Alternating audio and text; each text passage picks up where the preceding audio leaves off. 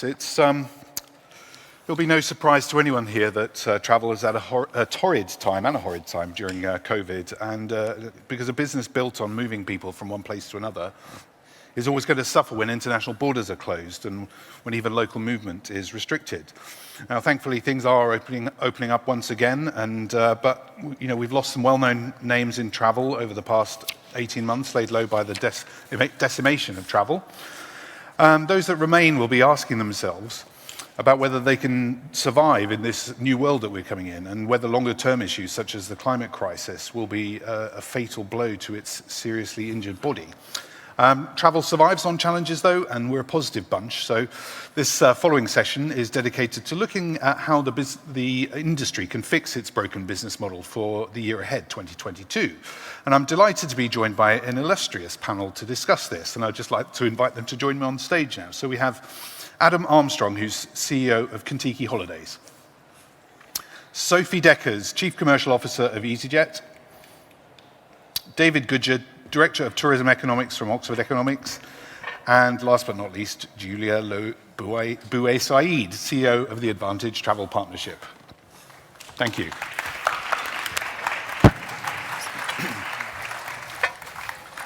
And once again, don't forget you can ask questions all the way through this session on slido.com using the hashtag WTM21.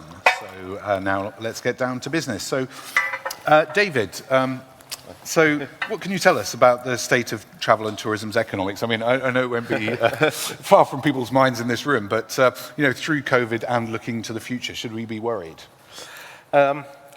Yeah, I think you've summarised some of the concerns out there.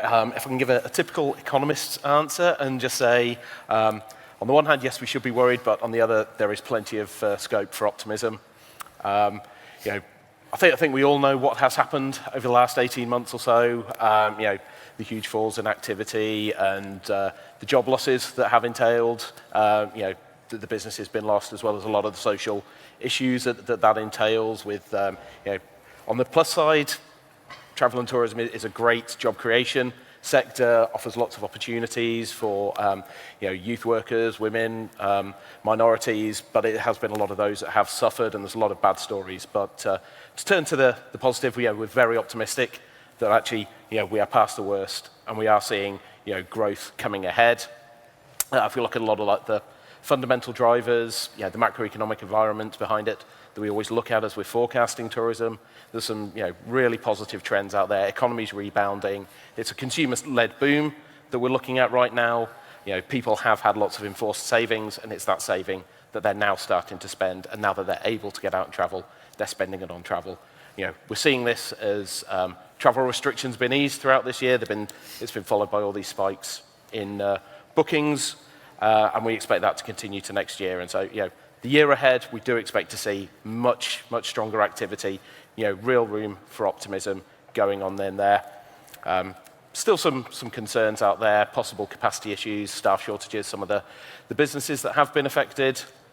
Bit longer run, I think one of the other concerns I just want to mention would be what's happening in terms of pricing. The past 10 years has been driven by a lot of increased affordability, lower prices. We might be seeing turning a corner on that, as there's large amounts of debt that need to be repaid, plus the sustainability agenda, as you've mentioned. There could be some new costs coming down the line. And I know there's often sort of bandied about figure of GDP, 10% of GDP, global GDP in travel and tourism. I mean, do you think we'll get back to that position? Yes, but not immediately. I think it's not wouldn't necessarily be a 2022 prediction, but over the longer run, yeah, absolutely. There's no reason why we can't get back to that. Maybe some changes within the composition of it. I just want to talk about your sectors in particular here now. So starting with you, Sophie, from EasyJet, low-cost carrier, although I don't know whether we should call it that so much anymore. But, you've seen some increased demand as soon as borders have opened. I mean, do you think the traditional business model that you've followed over the years has been broken by COVID now, or are they going to come back as they did before? Yeah, I think it's interesting. I don't think it's broken. I think actually we have benefited from some of the things we've had to implement during the last 18 months. So one of the things is around network agility. We've had to be much more agile and incorporate new processes where we can change capacity at much shorter notice than we've ever done before. Normally we're planning 18, 24 months out. So I think if anything, that agility is definitely something that we have learnt a lot from. I mean, initially it was quite chaotic agility, and now it's more structured agility, and how do we keep some of that agility going forward? So I think if anything, that strengthened partly our business model. The other part is around digital and the way we interact with customers, the fact that customers can engage much more through the app. They've been able to process refunds, been able to verify and use their credit notes through the app, and we've shifted and accelerated a lot of the digital development we were going to do as well.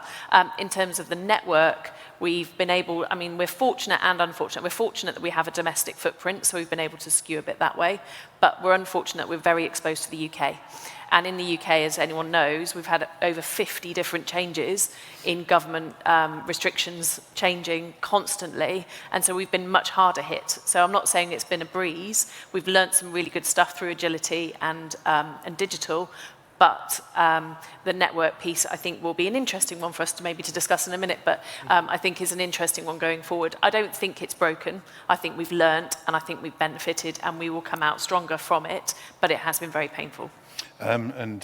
David was just talking there about, we've been sort of weaned on low-cost travel over the past decade, and you've been very much behind that. I mean, do you think we're going to see rising prices as a result of that, as you try to sort of regain that I mean, you have got the liquidity, but to pay some of those debts back, and not just EasyJet, but people in general. Yeah, do you know what? I think we'd, as an industry, we'd love to charge more, obviously, because we'd make more money, but the reality is it's all demand-driven. I've actually got my CFO saying to me, we've got 40% higher navigation charges facing us next year, we've got higher fuel charges facing us next year, how much can we pass through to the customer? And I'm saying, we can't. Customers will pay what they believe is the right price, however much, and if we push the prices up, they'll stop buying. So it really is a demand-led industry, and you have some control over pricing, but the reality is we can't push through all of those cost headwinds, which is why recovery will take longer to come back, because we are going to be facing a lot higher costs, even with some of the the pent-up demand that we've got. We've got these massive cost headwinds hitting us now. Adam, can I come to you on this? I mean, do you think travel's business model is broken, and particularly in your sector, I mean, adventure tourism groups, that sort of thing? Broken sounds very dramatic, doesn't it? I think it's bruised, but it's been bruised before. We've had, the travel industry's got a long history of recovering and the bruise healing. September 11th, Gulf War, SARS, and so on. So we've been through all this before. This is probably the biggest so far. But the bruise heals. The skin looks, I'm sorry, I'm using a silly analogy here, but the skin may not look as beautiful and it's the same color as it was before, but we take that time to reflect. So, yeah, we've had some challenges, but we're a tour operator, multi-country coach trips generally for the youth market. It's been really, really tough for us. We haven't been able to do multi-country trips because crossing borders has been difficult. So we've been agile in our product this year. That will dissipate next year. The biggest challenge for us, or one of the bigger challenges for us, has been distribution, and particularly in the UK market, where some big travel agents have disappeared or downsized, or disappeared, like STA Travel, which was big for us. Our distribution has completely flipped. So we've been very reliant upon the trade, and rightly so. But during COVID, we've flipped to being reliant on direct business, and we weren't quite ready for that. So that's agitated our minds to get into that space a little bit more. And then, other than distribution, we've been looking at our product, and we've been looking at terms and conditions and booking flexibility, which the airlines have been doing as well. There's never been a better time for a consumer to buy a travel product, because you can get low deposits, you can pay later, you can change, you can cancel. It's so flexible. It's kind of good. It's really good now. Life is good now for the consumer. I don't think that will change forever, but that's just one of the things that will come out of this slightly differently than when we came in. And just to ask you the same question, are prices going to go up? Oh, same as Sophie. We want our prices to go up because we want to make a little bit more money and pay back everything that we've lost. But look, I think it's mixed. I think it's a broad church. We've got some destinations, some hoteliers, some suppliers who've had a bad year this year. And they are, I think, generally more inclined to keep their prices stable for next year. And then on the other end, we've got countries, islands, regions that have had a really good year this year, and they've whacked their prices up. And we're trying to take some of that, absorb some of that ourselves. I think 2022, we're going to see that disparity, and then it will level out in 2023. So we're trying not to get our prices up, but some of the price increases have been significant, 30, 40%, and we can't absorb that. So some prices will go up, others will stay the same, and we'll find an equilibrium by 23, 24. Julia, I want to come to you. People will probably recognize Julia. You've been a regular face on television and the voice on the radio over the past 18 months, being a very sober and a promoting voice for the travel industry. And I'm sure we all appreciate that you've done that. And I just want to ask about the travel agency side of the business. You represent lots of travel agents, both in the leisure and business travel sectors. I mean, do you think travel agents are going to get through this? I mean, we've seen lots of high-profile failures over the last 18 months, and there may be more to come with bonding and things like that. So do you think it's suffered a fatal blow, the travel agency sector? Definitely not fatal. I think Adam, in terms of his distribution strategy, should have probably spoken to different types of agents, because I think certainly there are incredible agents out there who will withstand the bruising that we've been through. I think like everyone has said it already without sounding like a broken record and repeating, it's an opportunity to change, an opportunity to learn, but it's an opportunity to make sure the elements that are broken, because I think there are elements in our infrastructure, if you like, that are broken, that we use the time now, an opportunity to fix them. So I think, like every other sector, there will be, unfortunately, probably some more failures. I don't think every business can withstand it. We've still got a tough winter to get through. I keep getting asked, is life back to normal? Of course it's not back to normal. It won't be back. You can't undo 20 months of devastation and debt that's piling onto a business. But I think the outlook is positive. I completely agree in terms of what we're seeing in terms of that optimism. Consumers are optimistic. There's more money out there. But from a business point of view, there's a lot of fixing we need to do to make sure businesses can withstand, a winter and, with all the other challenges that we've got in terms of the environment that we're operating in. And can we speak just briefly about business travel and that business travel sector? Because you and I talk a lot about that sector. They've had a slightly different set of challenges from the leisure market. They haven't, in general, they've not been able to do anything at all, not making any money, but they're actually having to do lots of repatriation of people who've been out in these countries. And, it's been hugely challenging for them. And they haven't been able to access some of the funding that others have. I mean, what's the outlook for travel management companies and business travel agencies? I think like every other part of the business, they've had to pivot, and they're having to now really consult and work in a very different way with their corporates and the travellers around demonstrating that extra value around duty of care, hand-holding, automation, technology that they can really develop. I don't agree with business travel. There's a lot of talk about business travel is dead. It definitely is not dead. It's changing. The big issue you've got is people's budgets. Their T&E has been cut, so people aren't travelling, not because, I'm generalising, corporates don't want their travellers to travel. They don't have the budgets to travel. So, and travel will be different, and it will change, and the length of journeys will change, and how long you go for, where you travel, how you travel, that's going to change. But there's a more consultative conversation, dialogue that TMCs can have with their corporates and add huge amounts more value than ever before. Travel is complicated, and it will continue being complicated, and everyone has a responsibility to make that traveller journey even more seamless and frictionless, and TMCs or leisure agents are in the right place to do it.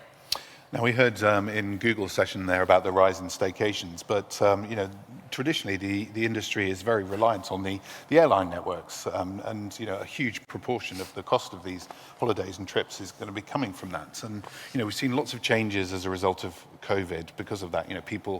Airlines reducing the size of their planes, for example, reducing the frequency on certain routes, and also cutting the less popular routes. And David, I just wanted to talk to you about that, about airline economics. I mean, do you think that some of those changes that have happened are here to stay now? Yeah, I think so. Some, maybe not all of them, but definitely some. I think one of the biggest themes we're seeing, as we're coming out of the pandemic, is any of the changes that are coming were kind of sort of had their roots before the pandemic, and that it's really accelerated some of the previous trends. It's just given people that that pause, allowed people to businesses, travellers themselves, that chance to sort of reconsider their relationship with travel, reconsider the ways of doing things, and so we're coming out slightly differently, but it is, in terms of some of the changes that were already there, and some of those network things that we were already seeing, some increase in some more point-to-point travel rather than some of the traditional network models. And that, I know, I may be sitting next to someone more knowledgeable than me on this, but definitely what we're seeing is that all different routes need to justify their existence right now, and I think that is a trend. We will get back to some more connectivity in some network routes, but it is going to be that change to say that all routes do need to justify their existence, particularly with some of the sustainability agendas and some of the the business travel effects that we've been looking at. So on that note, Sophie, I mean, looking at your results over the last year, there's been a lot of talk about how you're well placed to take advantage of this new environment, and perhaps that you'll be, the exit from the market of some of your competitors. For example, Norwegian on some of the routes, and and some of the other carriers as well. They've pulled off routes that are perhaps a bit less profitable. But your argument is that you're much more agile and can go back onto those. I mean, would you say that you think there's a good opportunity for you to come onto there? Yeah, it's interesting. I mean, I absolutely echo what David says. We'll only operate something if we think it's going to be profitable, and if someone like Norwegian or whoever's dropped it, then it's likely that it wouldn't be that profitable. Otherwise, we'd already be operating it ourselves, probably. But I do think there's definitely opportunities for us where legacy carriers are coming out of primary airports, and we're fortunate that 70% of our capacity is on slot-constrained airports where those legacy carriers are operating. So there'll definitely be some backfill opportunities, I think, on point-to-point European short-haul travel. Interestingly, this year we tried to tap into that staycation opportunity, and we launched 11 UK routes that we wouldn't have done normally, and they performed quite well. So it'll be interesting next year to see how much of that we keep, because they're relatively short sectors, and we've been able to do things like Glasgow, Bournemouth, or Edinburgh, Newquay, for example. And I do think it'll be interesting to see from a traveller perspective how many have been put off this year by the cost of accommodation in the UK, which was quite extortionate. The UK weather actually worked in our favour this year from a travel industry perspective, because I think people will not risk it next year. But yes, absolutely, there's going to be opportunities for us in primary airports. There'll be opportunities for us to try new things, but we only try new things where we think they're going to make money. We typically let a route mature over 3 years, so we won't just try something and drop it. We look at a 3-year maturity curve, and so we will only invest properly where we think it's going to make that money over that length of time. I think in terms of network, we're still focused on Europe. We still think there's loads to go after within Europe, and that's kind of going to still be our focus for next summer and beyond. But I do think the demand's going to be there. It's definitely much more on leisure at the moment, on longer leisure breaks than city breaks, but as testing drops away, I think more people will be encouraged to do the city breaks. But that's going to hurt us this winter, I think, as an industry, because I think those normal city breaks, the Oktoberfest we've kind of missed, things like German Christmas markets, those sorts of things, I don't think are going to be that popular this year, which is a shame, because we rely on those sorts of events for the winter to get us through. Fingers crossed for snow for the new year, because I know you probably want that too. But that could be a really good opportunity. You've got 2 years of pent-up demand of people, skiers are desperate to go skiing, so we can see that being positive to carry us into the new year. But at the moment, the majority of bookings are still for travel within the next 3 months. About 70% of our bookings are for travel within the next 3 months, which is so much closer in than we've normally seen. So we have very little visibility beyond that. So it's all hypotheses and kind of a bit of a gamble of where you put your network, but that's our approach. Adam, I was just wanting to talk to you about demand. I mean, have you seen increased demand since the restrictions have fallen away slightly, and is the demand there for the same products than you saw before? Yeah, demand is increasing. It's not quite back to where I'd like it. We'd all like it to be better. We just had October was our best booking month since the beginning of the pandemic. So we're kind of quietly pleased with ourselves, but it's still less than half of what it needs to be. In fact, it's less than a third of what it needs to be. But we're seeing, as markets start opening, as countries start opening, we start to see spikes. So October's spike was largely driven by Australia opening up again. So we had Qantas's first aircraft landed in London this morning, and all those announcements just leads to, gives momentum to Aussies to book. But overall, if I was to summarize last month, the trend is there is no trend. People are just booking all over the shop, and from one week to the next, one day to the next, we just can't predict what people are going to book. So it's kind of like they've thrown all the cards in the air, and we're just waiting to see where they land. 2022 is going to be a relatively challenging year for us in terms of predicting where people are going to travel and which trips we can operate and which ones we have to pull the plug on, compounded by people booking a bit later than they normally do. But yes, demand is coming back. It's not quite where it needs to be, but I'm optimistic as we get into Cyber Sale or Black Friday or whatever you call it later this month, and then the Christmas sales, the Boxing Day sales, and so on. I'm quietly optimistic. Julia, could I ask you about that? I mean, you represent, across the whole market. I mean, what are your members saying to you that are actually proving popular? I mean, we saw staycations in the previous section, but what are you seeing from your members? Yeah, I mean, staycations were popular because, in all due respect to our beautiful island, it was the only place we could really sell this summer, so that drove a purpose. We're seeing, I mean, last couple of weeks where US is now, obviously the announcement after the US, that's dramatically changed our booking patterns overnight.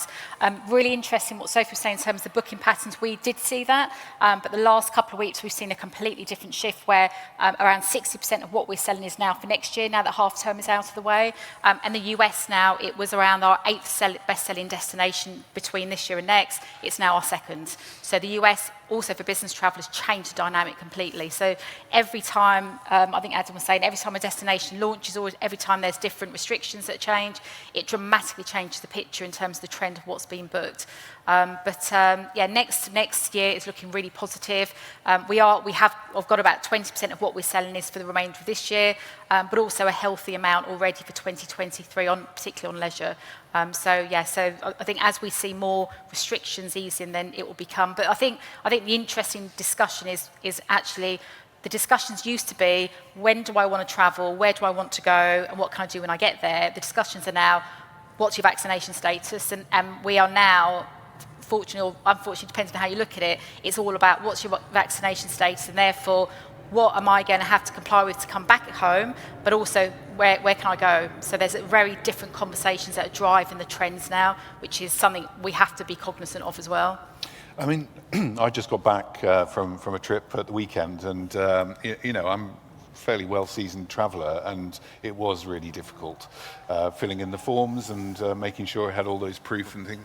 Does more need to be done, do you think, from governments and authorities to make that easier? Just because I can see I would do it, but lots of people might not want to do it. Oh, don't get me started. We have not enough time to talk about that at all. There's a huge amount that needs to be done by our government, other governments, collaboration, these forms, the purpose of them. There's a huge amount that has to be done to get us back into more frictionless travel, without a question of a doubt. We're on that trajectory now, but we're nowhere near where it needs to be at all. So yeah, huge amount needs to be done, but more consultation with industry, but also cross governments. There has to be more of that happening. Yeah. Would you agree, Sophie, on that? Yeah, absolutely. And from personal experience of travelling through Farah Airport this week with a 1-year-old that wants to run around and spending 2 hours in a passport control queue because they're trying to check the paperwork, it's not a great experience. It's really just not a great experience. So, and there is a consistency issue, and children being vaccinated between 12 and 18 years old, only being vaccinated once means they're not actually vaccinated. They then need to have PCR tests before they travel. All of these things just add to that confusion and lack of consistency across the markets as well, is it makes it very difficult. You know, we're seasoned travellers, and even I was debating now whether I want to travel just after Christmas or not because of the extra stress.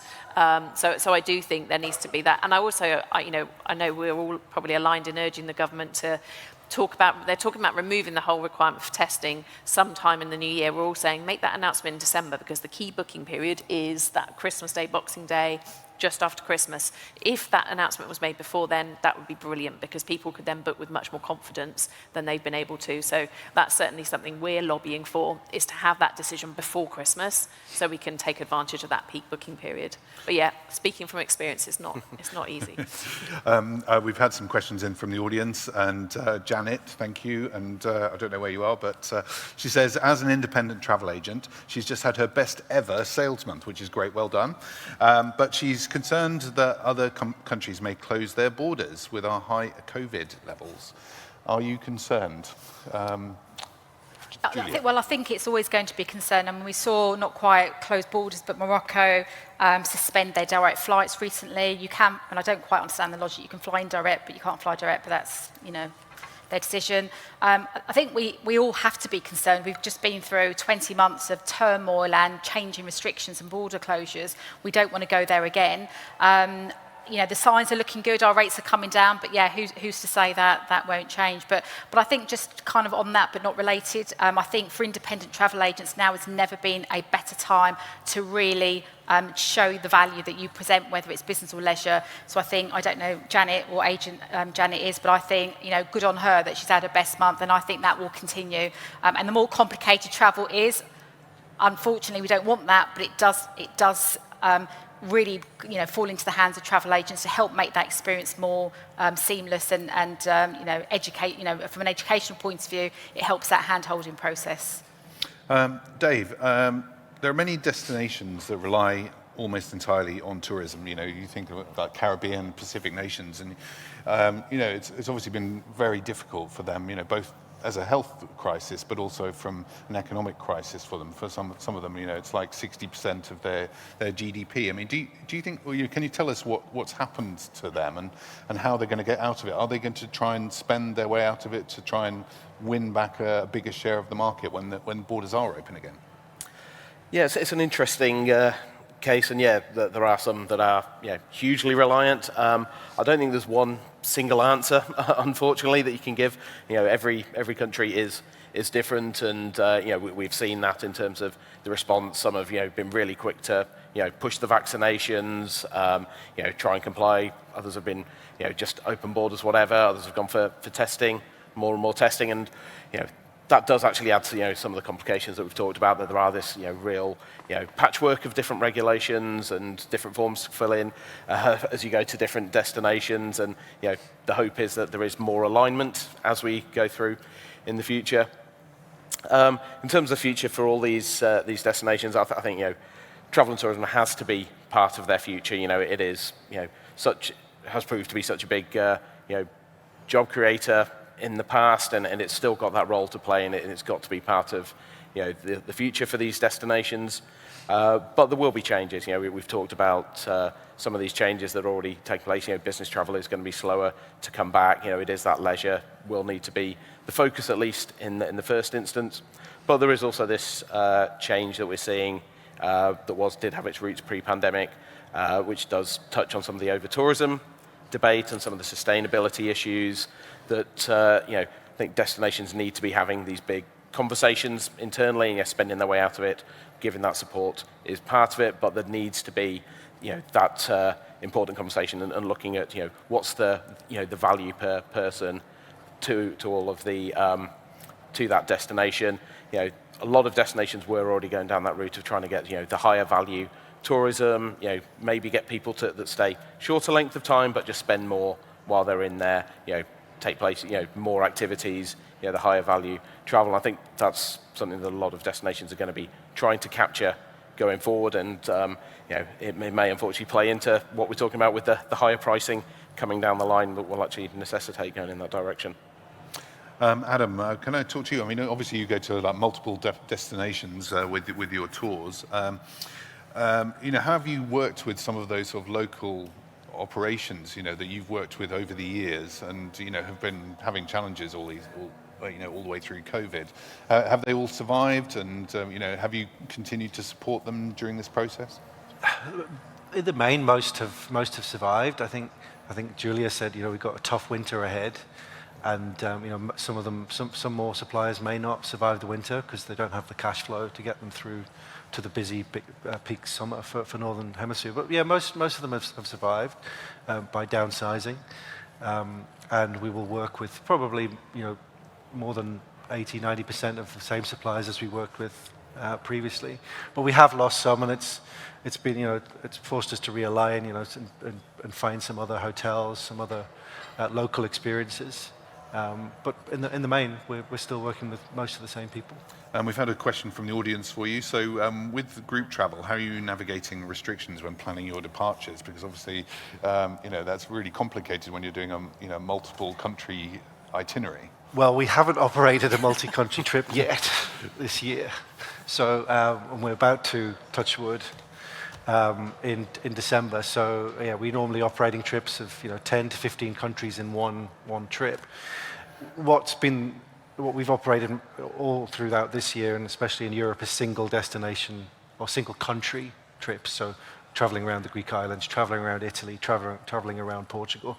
We just haven't had the confidence with government to be able to say with certainty that a trip will operate. With hindsight, we could have operated quite a bit, but we just didn't have that long-term view that 15 countries would be open, even 5 countries would be open, and it would be easy to get across the border. So I look excitedly towards December the 11th when we operate our first multi-country trip, but with some trepidation because everything's good now. But the one country in there that I happen to live in, Switzerland, doesn't now accept the NHS app as your proof of vaccination. So go figure. We've got all these little curveballs to contend with. But I think by April, May next year, we'll be back to multi-country touring as we were in 2019. Julia, I just want to come back to business travel. Right at the start of the pandemic, Bill Gates came out and said he thought that 50% of business travel would disappear as a result of the pandemic. And he would say that, wouldn't he? Because he owns Microsoft Teams. So what's your view on that? Do you think it will return to higher levels than that? Or? I think it will return. I mean, I don't see it from all the conversations we have. I don't think it's going to return to the levels it was. It's changed. I mean, we can't forget how the world has changed. So, and actually, there are some really positives that we can gain from how we can work now and how we can operate now. How our people don't have to be flying around the country on very short visits. They can do that from remotely. But I think I said it earlier. Business travel has changed, but it doesn't mean it's changed just because it's less volume. It doesn't mean people are making less money or it's a less effective trip. So face-to-face is still really important. That's not going to go away. We've got a hybrid model going on here today. It's still really important. And businesses don't need those relationships, those face-to-face. So I think business travel, short term, we are going to see it reduced, and it will continue being reduced. As I said, the budgets are not there to enable travellers to travel as they were travelling. We've got to be prepared to operate in a different way. And I think Sophie used the word agility before. Well, it's no different to any business putting their policies in place now. You do it with agility, knowing that things will change, and at some point it will start to ramp up again. So I think it's changed probably forever, but that's not necessarily a bad thing in terms of the volume. I think you just operate it in a very different way. David, I know that you disagree with Bill Gates on this question. Yeah, absolutely. Yeah, we put out a blog post, early days. Yeah, disagreeing with that. I thought you were going to say I was disagreeing with Julie, but no, absolutely agree with everything that you just said there. Yeah, it's we see a return to growth in business travel. There's absolutely value in business travel. I think everyone here will agree that. It's fantastic to see how many people are here today. I've taken part in hybrid events as well, sort of on the from the dialing in side of things as well, and just seeing people in the room. There is the fear of missing out, and I think that's something that's going to drive some of the travel. You want to be part of those conversations over coffee. Salespeople are going to see their rivals going to meet clients, and they're going to have to do it, and that's going to be that push to push those travel budgets back up. And it's not back to the same trajectory it was. It's a lower trajectory, but we do see it returning slower than leisure, but we do see it getting back to around the levels of 2019 in time, not an immediate thing, not the same model, but it is still returning, whether it's sending fewer people to these sorts of events or having just one salesperson rather than engineers or other experts going to these sales meetings. But yeah, there is absolutely a space and a need for business travel to return. Sophie, we talked a bit earlier about companies disappearing in the pandemic. I mean, do you think we're going to see more of them disappear? I mean, do you, as EasyJet, sort of actually sort of assess the viability of some of these companies before you start working with them? And do you have to take more measures now just to make sure that they are going to be still there in 5 months' time? Yeah, it's interesting. I mean, by companies, I guess, if we talk about suppliers, I mean, there has been consolidation in suppliers, and to a certain extent, we've had to insource some things like engineering, because there has been a reduction in the amount of engineering capacity that is in the market. And so, you imagine a lot of these engineering companies are relying on having a number of aircraft coming in, and they just haven't had them, so they have collapsed. So we have had to insource on engineering in particular. I think one of the things we're doing is when we work with people like Advantage is we work constructively together. So we have the API link. We want to work with travel providers. We want to work with OTAs, and we want to do it in a constructive way rather than the other way that other people might do, which is to kind of cut them off at the knees. Actually, we do want to work in partnership, and I think that's worked well through the pandemic. I think things like, interestingly, EasyJet Holidays actually is doing really, really well, because there's a bit of a shift towards people wanting to book packages now to have that reassurance. And actually, we've got from third-party suppliers, if you think about holidays, we've got hoteliers who really want to work with us, because actually we operate a year-round schedule, and we operate multi-frequencies by day of week. So you're not looking at traditional 7-14 night breaks. You can do things that are kind of more mix and match, and you can build in different itineraries as well. So actually we're in a strong position, and we're actually seeing a lot of the hoteliers kind of proactively coming to us now to say, we want to partner with you. You can give us seats. You can fly people in off peak in the winter. You can help build the season beyond where it is at the moment. So I think we've seen some pockets within the industry where the supply mix has changed slightly, but generally most that we've been working with are still there. Adam, I just wanted to come to you on, we talked about flexibility, cancellation policies and things like that before. I mean, do you think, that those have changed irrevocably now because people, consumers are expecting to have that flexibility, or will we ever be able to roll those back? And then more generally, do you think we need to sort of change the model of payment and remuneration in the industry, so where the money flows to and at what point to enable it to survive? My personal prediction is that we won't get quite back to the level of inflexibility as the industry had in 2019, where we all went very flexible during COVID because we all wanted bookings, we all wanted cash flow. And I just can't see that we'll all go back to where we were, but I think we'll reach some middle ground. Just yesterday, we rolled back to factory settings on our deposits and our balance due date. So we've had low deposits and a later balance payment all throughout the pandemic, and we think the time's right now. And so that we flicked the switch yesterday, but we're not going to go back to our full stricter conditions. The second part of the question was around who holds the funds. I don't know that I'm qualified enough to talk about that in the UK market, and I appreciate that there's been quite a bit of chatter around that. What I think the industry needs to do a better job of, and I think Sophie, you've already alluded to it, is the travel industry. All of our businesses, be us travel agents, tour operators, airlines, hotels, we're all built to go very quickly forward and taking money and making bookings. We weren't built to go backwards and refund or credit bookings. So it's that, to use a car analogy, there's 6 gears on the car to get you to go really fast, and that's what we built our systems around: is putting inventory on sale, great product, get the booking, take the deposit, take the payment, and off you go on holiday.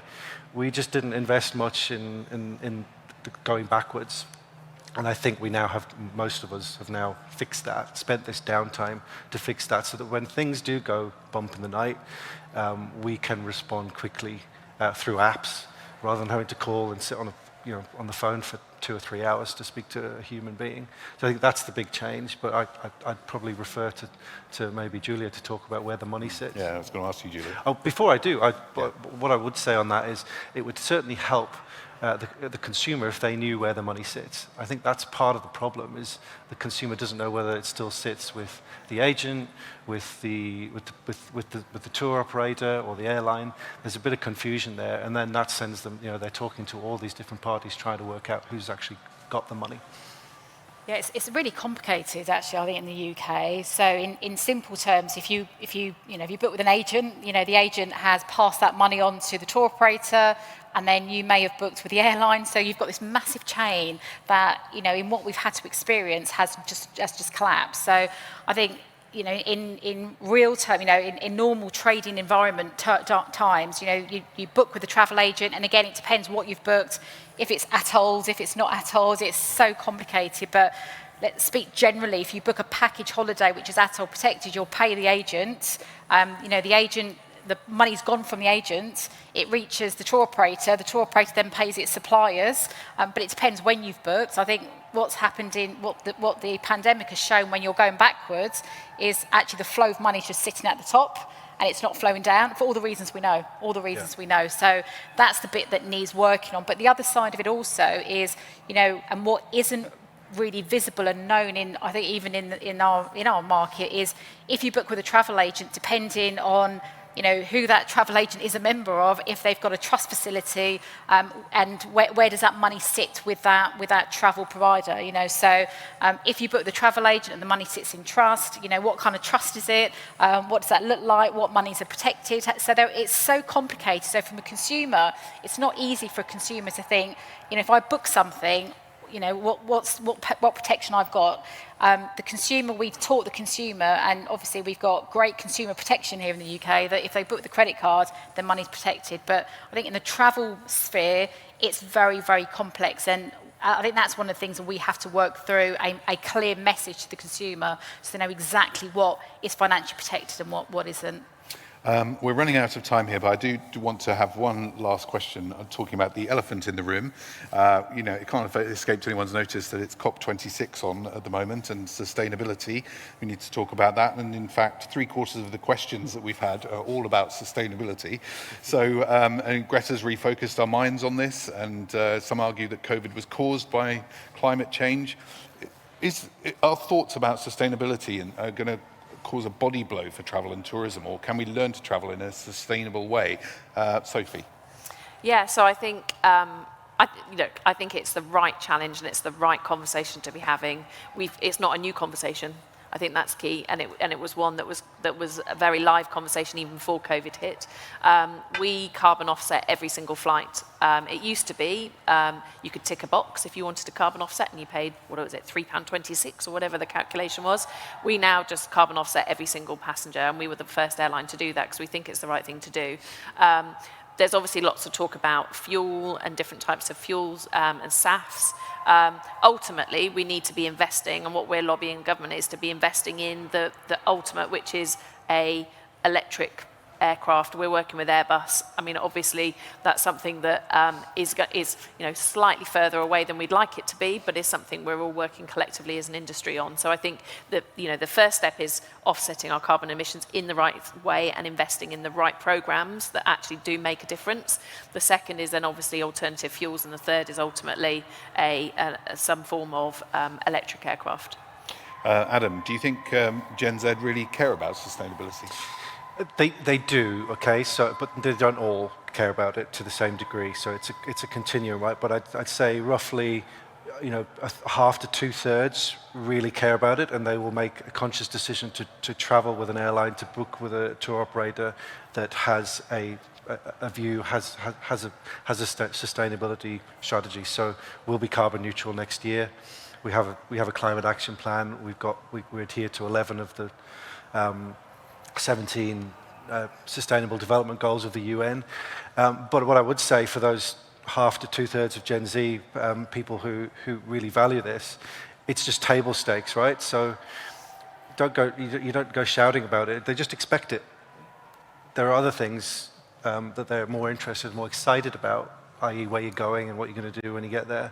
So the lesson we've learned in the last 6 months is it's just expected. You just got to do these things. And by the way, what are you doing next? Okay, you're doing some carbon offsetting, which we're doing as well. But what's next? What's next? It's a journey, right? So it doesn't end with carbon offsetting. It's what are you doing next? And last word to you, David. I mean, do you think we can build an economic model that includes sustainability and travel? Yes, I think we can. Yeah, it's something we're doing. A lot more work on researching, and going to start tracking how this is changing over time. And it's great to hear all these different developments. We're seeing lots of other things that are taking place. There is lots of developments coming. It's going to take a long time for all of the new technologies, though. I think it is one of the things that we will start to see some pricing coming in at some point. At what level, we don't know. We may hear some announcement this week. I think overall, whether we're a bit more cynical or not, I don't know. We just believe, don't necessarily see that there's going to be wholesale change in behaviour without any sort of price stimulus. There's a lot of people talking about it. Yes, there is some. A lot of people are actually following up on it, but for a lot of people, it is still lip service, and we don't see wholesale changes in behaviour unless governments do actually start putting seriously large carbon taxes in place, which will be another set of challenges for the industry, no doubt. But longer run, then there will be the technological solutions. Brilliant. Well, that's all we have time for today, unfortunately. Thank you for all of your questions in the audience, and I'd like to ask the audience to join me in thanking Adam Armstrong, Sophie Deckers, David Goodger, and Julia Lobu-Said for sharing their insights. Thank you very much.